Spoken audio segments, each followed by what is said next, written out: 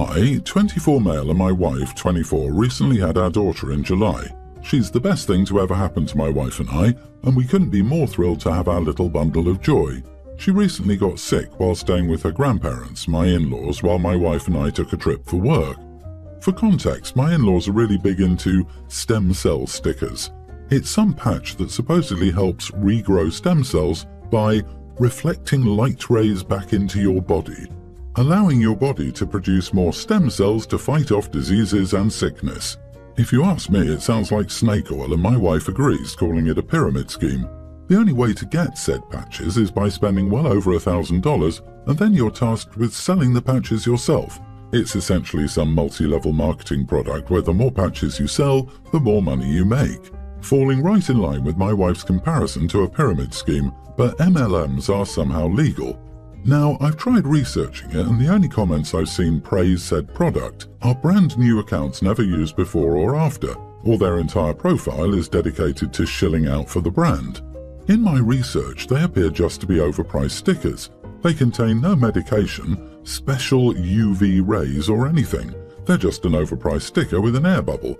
But my wife and I have made it very clear that we wanted no part in it, nor do we want our daughter to have it. Even if it's fake, we wanted no part in it, and on the off chance it did something, I didn't want our daughter to be used as their lab rat or guinea pig.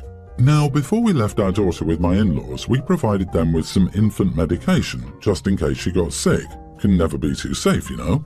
Well, we returned home from the work trip early because our daughter wasn't getting any better, so we picked her up and went home. We were going to bath her, and while removing her jacket, we found the stem cell patch on her arm. Upon finding it, we immediately called her parents and demanded to know why she had a patch on her. Her parents tried saying, "It's safe for babies. We even ordered the ones for ages 7 and younger, and that it's practically medication." Their words, which still didn't answer our question. So my wife checked the go bag and the Motrin we gave them. While it was used some, it was a little. Her parents tried claiming that someone else in their group or whatever gave it to their son and they got better in a week. The point is, we didn't buy it, nor did we care. We've made it abundantly clear that we wanted nothing to do with that BS, and we didn't want our daughter to be a part of it. They failed to listen. My wife was on the phone with them for over an hour, and while I don't know the exact length of the conversation went to, I know it at least ended with her screaming, "You're not going to see my daughter again, and if you attempt to come to my house, we will call the police," before hanging up.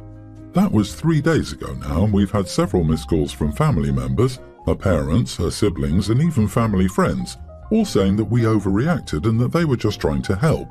Maybe we overreacted, but we wanted nothing to do with that, and despite making it clear, they went against our wishes and did it anyway. And instead of giving my daughter actual medication, they tried to give her some placebo patches. Her parents tried claiming that we're stopping them from seeing their only grandchild over something so small, but we didn't want to hear it. Am I the idiot for banning my in-laws?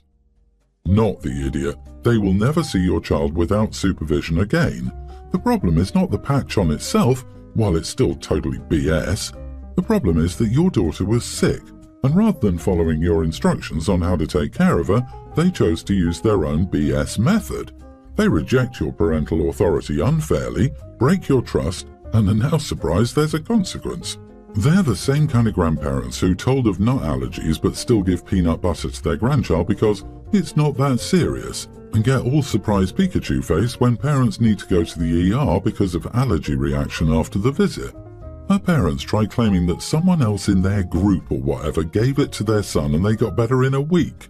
You mean a kid recovered from a cold in a normal time frame? Colour me shocked. Say it with me, people. Correlation doesn't equal causation.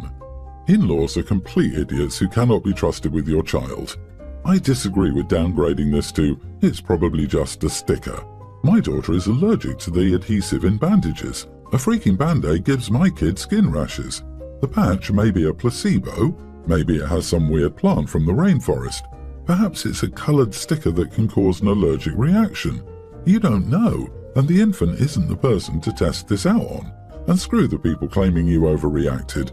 You set a reasonable boundary and they broke it. It's as simple as that.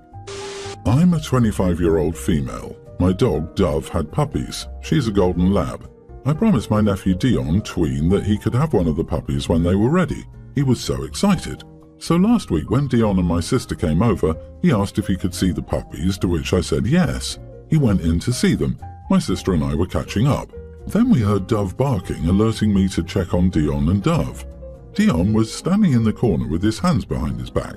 We could hear the puppy's muffled cries, and I pulled him forward and found that he had put the puppy in a plastic bag.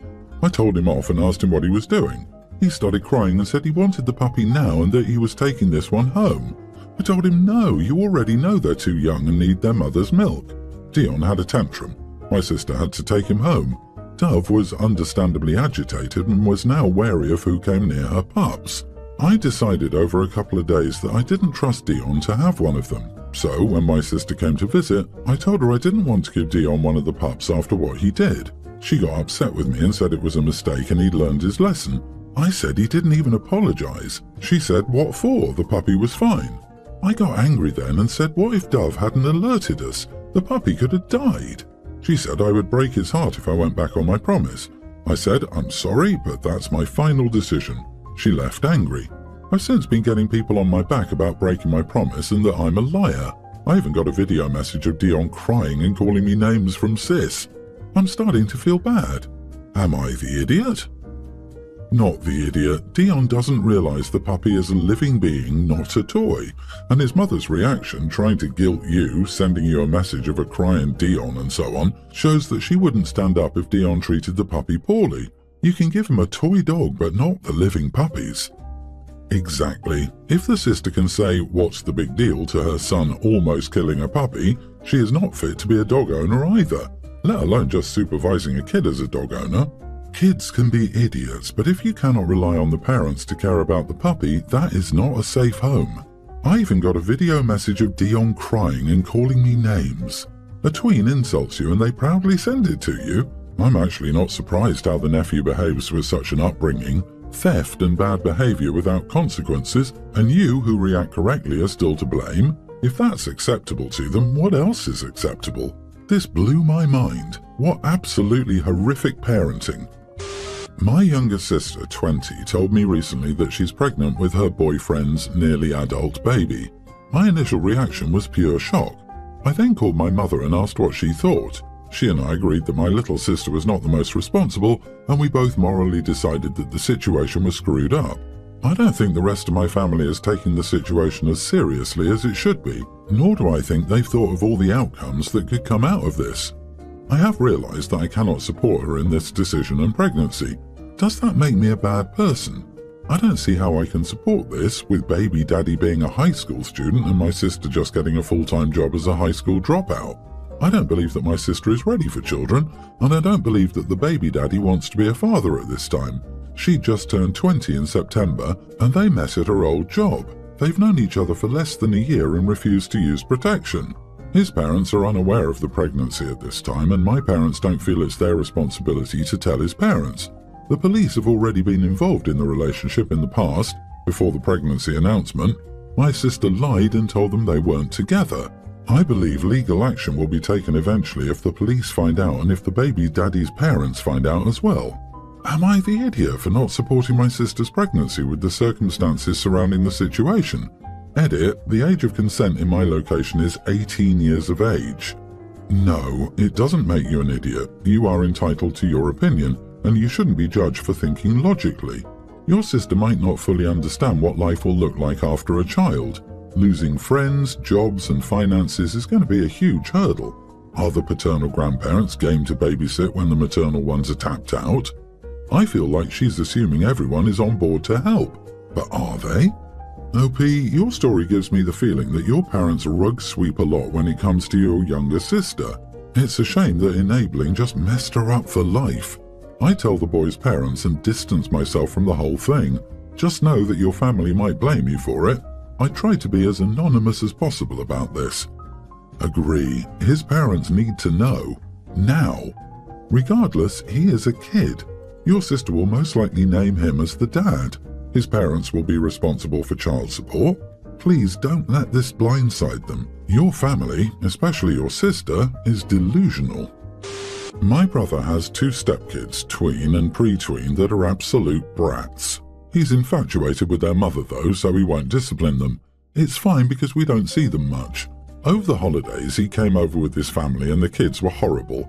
My daughter, tween, and my son, younger tween, wanted nothing to do with them. I allowed them to go to their rooms and locked the doors to keep the peace.